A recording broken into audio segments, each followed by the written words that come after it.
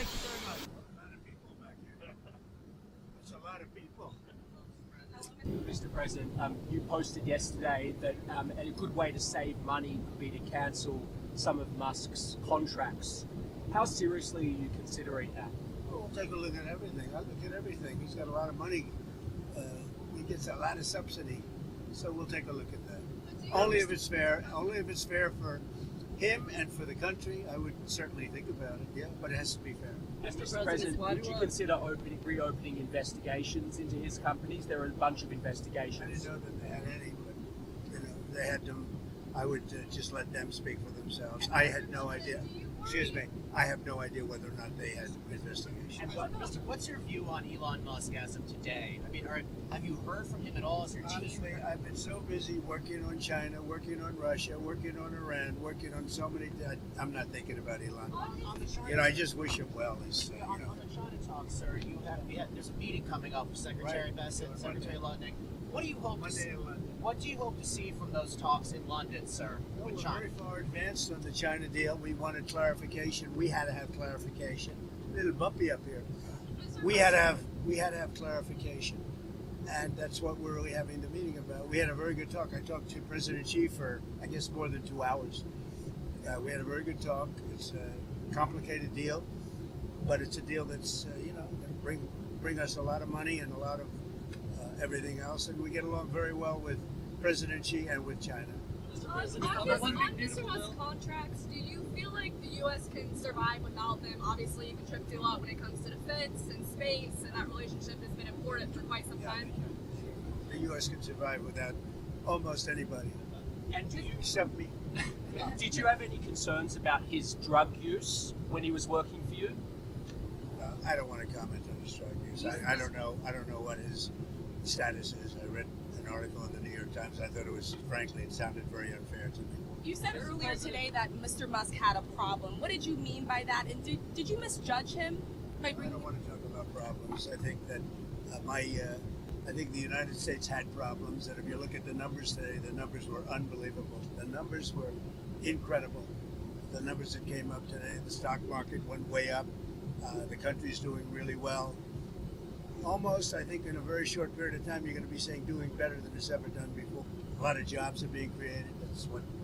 That's what happened this morning. You saw the jobs, and the nice part, they're not government jobs. They're jobs of people coming in and doing other things, including the leisure, hotel and leisures. Good stuff. A lot of good things are happening with our country. We're taking in billions of dollars of tariff money. The money is pouring in, and it hasn't even started yet, really, relatively. We're going to have a very successful country very soon, and the stock market is seeing that. We have, and I've been saying it, we have the hottest country anywhere in the world, the hottest country. And if you think about it, 6 months ago, we had the coldest country. We had a country that was a disaster, and we've done it very quickly. That was my next question.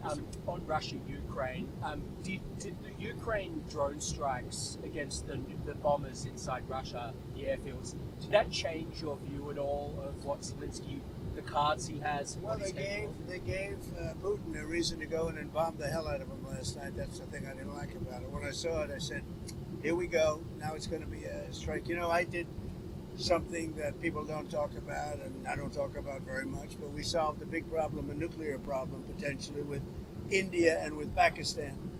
And I spoke to Pakistan, I spoke to India. They have really great leaders. But they were going at it, and they could have gone at it nuclear, both nuclear countries, strong nuclear countries. And I talked about trade, and they said, we're not doing trade if you guys are going to be throwing bombs at each other. And they both stopped. And I stopped that war immediately. That was going, as you know, much further. And hopefully not to nuclear, but it might have gone to nuclear. In fact, it might have gone to nuclear in the next round. But we stopped it. And I'd like to comment the leaders of both countries, Pakistan and India. Are you worried that there might be a nuclear breakout with Russia, Ukraine? Are you worried that could... I hope not. I think it's a war that would have never happened. If I were president, that wouldn't have happened. I certainly hope not. On Russia, Ukraine, where are you at today with the Senate sanction bills? There's been some reporting that the White House is, Well, I know the bill. I studied the bill. We're to see. I mean, if I think Russia will not be making a deal or stopping the bloodshed, 5 and 6 even, I've been saying 5 and 6 and now it's more, 1,000 a week soldiers being killed and people being killed, not just soldiers, people being killed, but largely soldiers being killed. Yeah, I use it if it's necessary. And they really give me that option. Are you trying to get the Senate to water it down, though, from its current version? I haven't spoken about it. They have a bill. It's going to be up to me.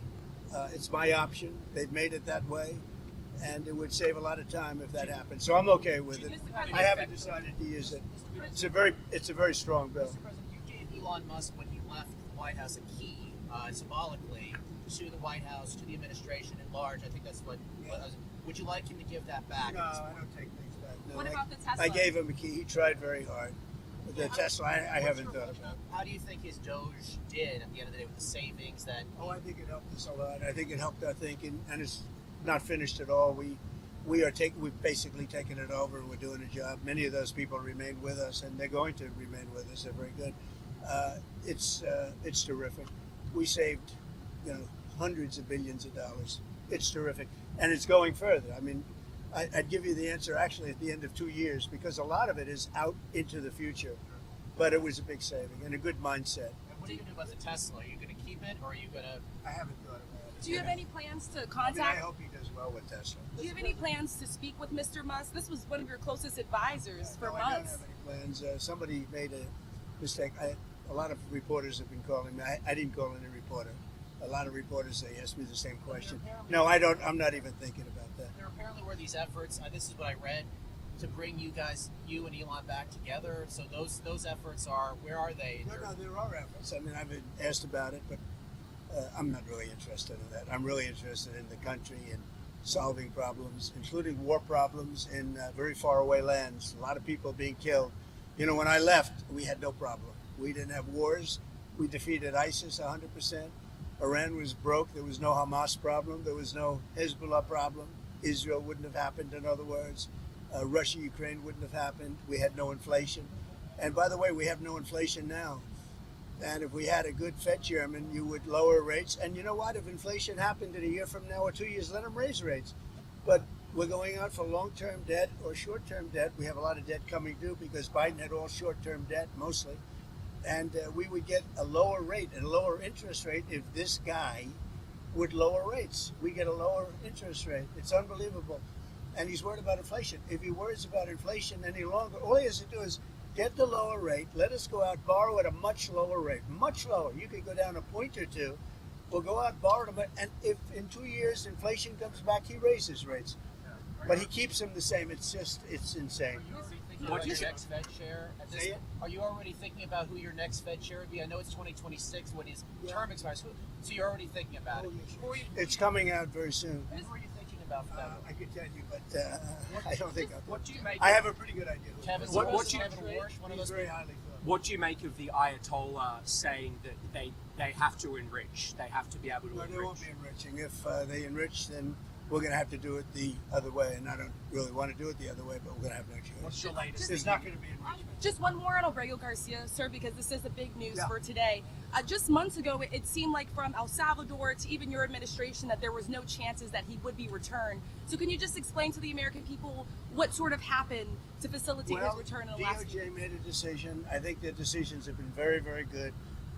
And maybe they just said, look, all of these people, these judges, they want to try and run the country. The judges are a local judge trying to run the country. The man has a horrible past. And I could see a decision being made. Bring him back, show everybody how horrible this guy is. And frankly, we have to do something because the judges are trying to take the place of a president that won in a landslide. And that's not supposed to be the way it is. And so I could see bringing him back. I could see it either way, bringing him back or not bringing him back. But by bringing him back, you show how bad he is. He's a bad guy. I'm trying, sir, did President Xi agree to We're restart landing right the now. I'm flow sorry. of We're rare landing right minerals and magnets? Say it what? Did President Xi agree to restart the flow of rare earth minerals and magnets? Yes, he did. Thank you very much, Thank you, everybody. Mr. President. Thank you for coming back. Officers, potentially people are in the tactical unit. Do they have military backgrounds? Is that something that aligns up, that people that maybe have stepped out of the military, that ended their service, jump into law enforcement because of their similarities? Yeah, I would say since post-Desert Storm, we've seen a lot of agencies go out and actively recruit veterans, former military people. So, I would venture to guess that a lot of these cops that we see on the screen right now, some of them probably have military experience.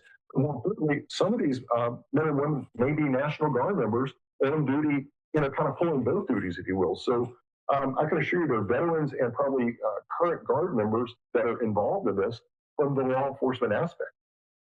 And I want to ask you, because you can see there potentially police in the middle right now. Looks like they did take a step back, the vehicles, to get out of there to make sure that they aren't damaged. You can see, I think that might be different pepper spray or different sorts of things. After hours of standing off, this situation has now rapidly deteriorated. The LAPD moving in on horseback, firing rubber bullets at protesters, moving them on through the heart of LA.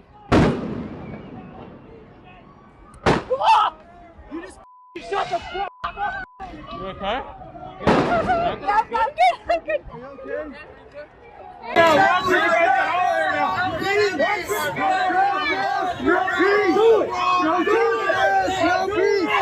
No justice, no peace. Do it. Get the blood down. Your families are next. Do it! I want you to put a hand on every protester like this in case they decide to rush, so you can pull your comrade back. Your families are next. California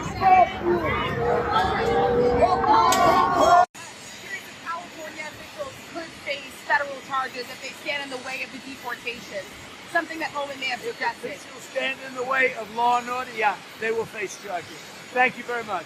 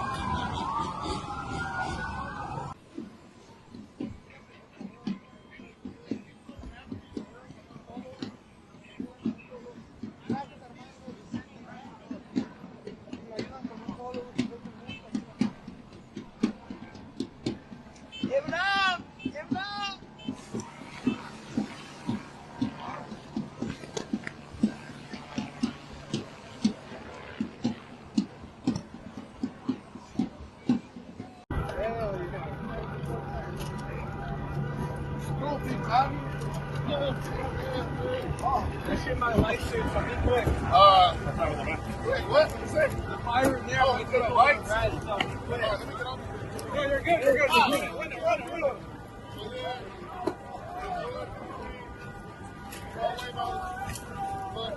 Yeah. Hey, there's a...